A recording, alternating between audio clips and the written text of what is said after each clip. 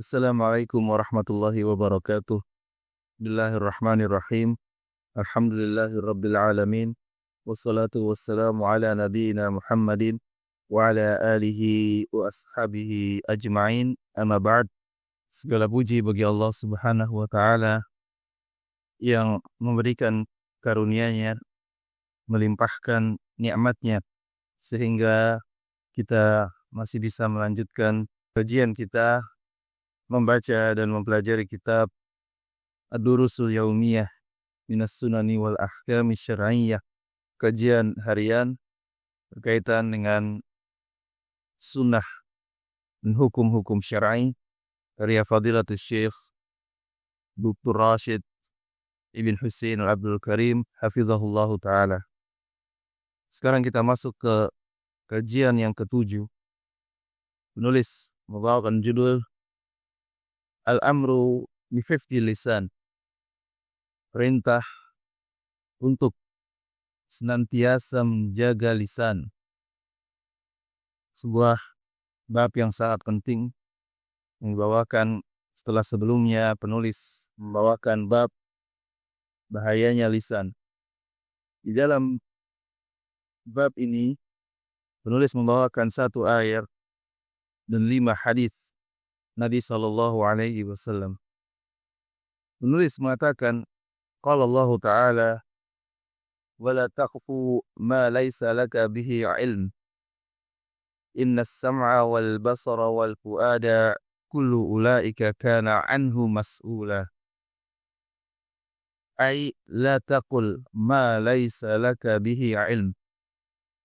Ayat dalam surat Al-Isra ayat 36. Yang artinya, janganlah kamu mengikuti apa yang kamu tidak memiliki ilmunya. Karena sesungguhnya pendengaran, penglihatan, dan apa yang ada dalam hati, semuanya akan dimintai pertanggungjawaban. Maknanya kata penulis di sini, ay la taqul ma laisa laka bihi ilm. Jangan engkau mengatakan sesuatu yang kau tidak tahu ilmunya. Ayat ini memerintahkan kepada kita agar kita tidak berbicara sesuatu di mana kita tidak memiliki ilmu di atasnya. Dan ini adalah hakikat dari menjaga lisan.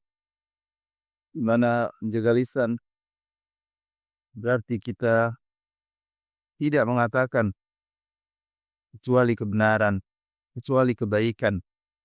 Dan kebenaran dan kebaikan harus didasari oleh ilmu.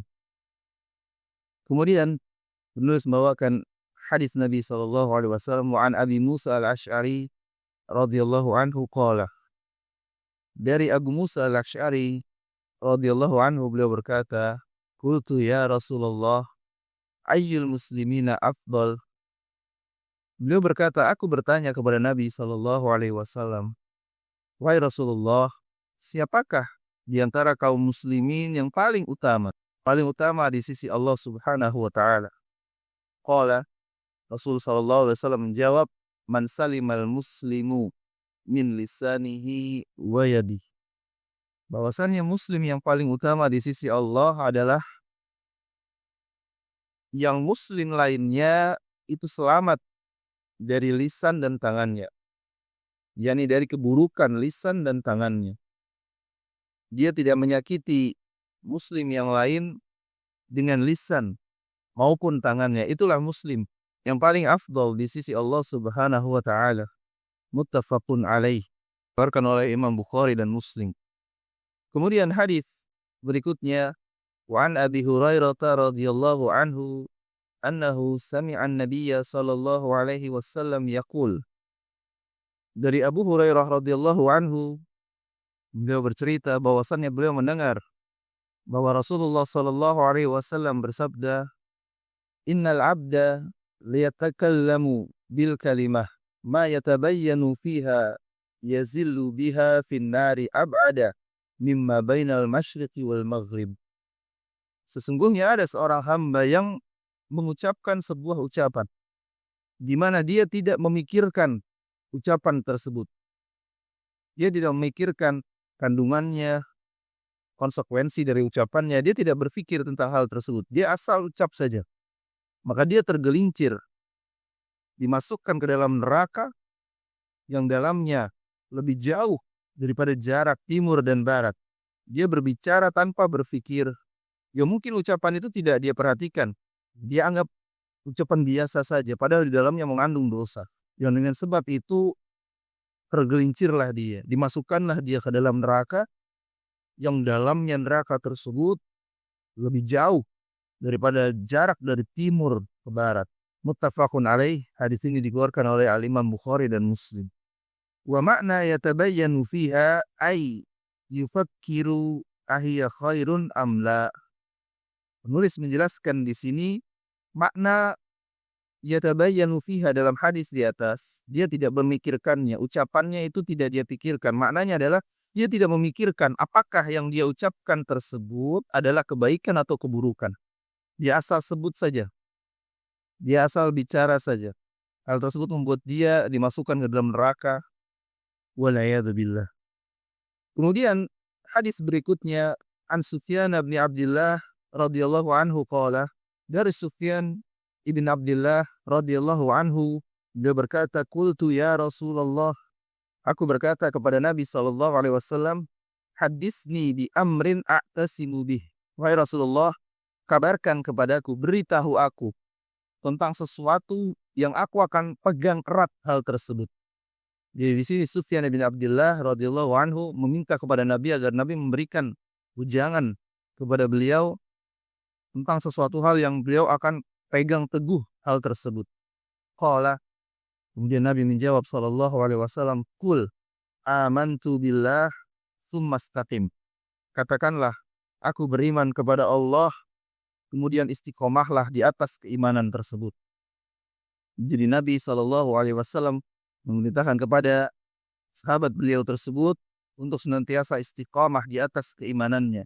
Qultu ya Rasulullah, ma akhwafu ma takhafu alayya. Kemudian beliau bertanya kembali kepada Nabi SAW, wahai Rasulullah, apakah hal yang paling engkau takutkan menimpa diriku? Fa akhadha bilisani nafsihi tsumma qala hadza.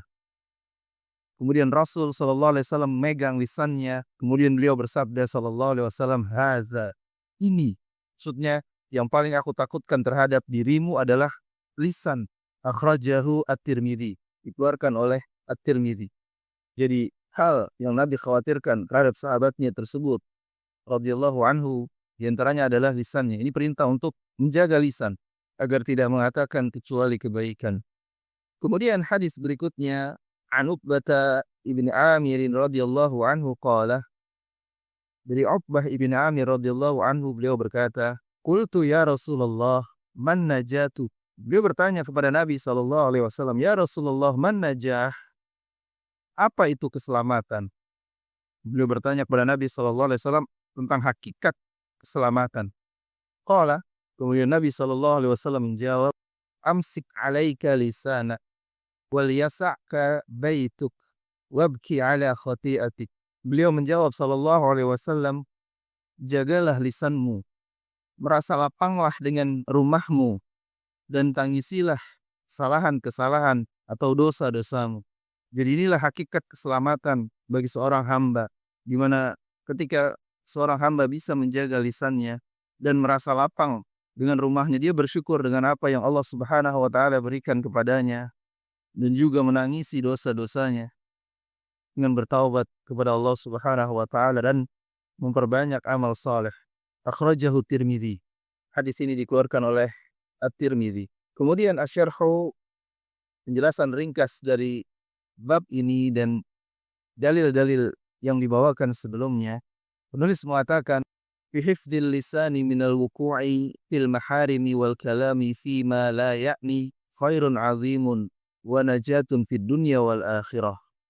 Menjaga lisan agar tidak terjatuh kepada ucapan-ucapan yang diharamkan dan juga agar tidak berkata perkataan yang tidak bermanfaat, itu adalah kebaikan yang agung, kebaikan yang besar yang akan didapatkan oleh seorang hamba, dan juga itu adalah keselamatan bagi seorang hamba di dunia dan akhirat. Falidzalika hasa alaihi Rasulullah sallallahu alaihi wasallam wa arsyada ila annahu min a'zami subulin najah. Oleh sebab itu Rasulullah SAW di dalam hadis-hadis yang disebutkan sebelumnya mendorong, memotivasi, menasihatkan kepada para sahabatnya untuk menjaga lisan. Dan Nabi SAW menjelaskan bahwasannya menjaga lisan tersebut termasuk sebab yang paling besar yang akan menyelamatkan seorang hamba. Jadi menjaga lisan dari ucapan-ucapan yang haram, bahkan ucapan-ucapan yang tidak ada manfaatnya, merupakan kebaikan yang besar bagi seorang hamba. Dan juga hal tersebut merupakan keselamatan bagi seorang hamba di dunia dan di akhirat dengan menjaga lisannya. Kemudian berikutnya al-fawaid, faidah yang bisa diambil dari bab ini dengan dalil-dalil yang dibawakan di dalamnya. Yang pertama, anna min tamami islamil mar'i an yakuffa lisanahu 'alal muslimin. Di antara yang menjadi parameter kesempurnaan Islam seseorang adalah dengan dia mampu menjaga lisannya dari menyakiti kaum muslimin. Sebagaimana Nabi SAW jelaskan sebelumnya, bahwa muslim yang paling afdal adalah muslim di mana muslim yang lain selamat dari keburukan lisan dan tangannya. Kemudian yang kedua, anna imsaka lisani sababun lin najah. Menjaga lisan termasuk di antara sebab keselamatan seorang hamba. Kemudian yang ketiga, anna rajula qad yadkhulun nara bi kalimatin la yahtammu laha. Seseorang bisa masuk ke dalam neraka disebabkan satu kalimat saja yang dia tidak perhatikan, yang dia tidak pikirkan apakah kalimat ini adalah kebaikan atau keburukan. Jadi disebabkan satu kalimat dia bisa masuk ke dalam neraka. Ini adalah di antara bentuk bahayanya lisan, dan ini menjelaskan kepada kita, mendorong agar kita senantiasa menjaga lisan. Wallahu a'lam bishawab. Ini yang bisa disampaikan. Semoga bermanfaat dan bisa diamalkan. Allahumma alimna ma yanfa'una wa fa'na bima 'allamtana wa zidna 'ilma wa tawfiqa wa aslih lana sya'nana kullaha wa la takilna ila anfusina tarfata 'ain. Wa sallallahu wa sallam ala nabiyyina Muhammadin wa ala alihi wa ashabihi ajma'in. Subhanakallahumma rabbana wa bihamdik asyhadu an la ilaha illa anta astaghfiruka wa atubu ilaik. Wassalamualaikum warahmatullahi wabarakatuh.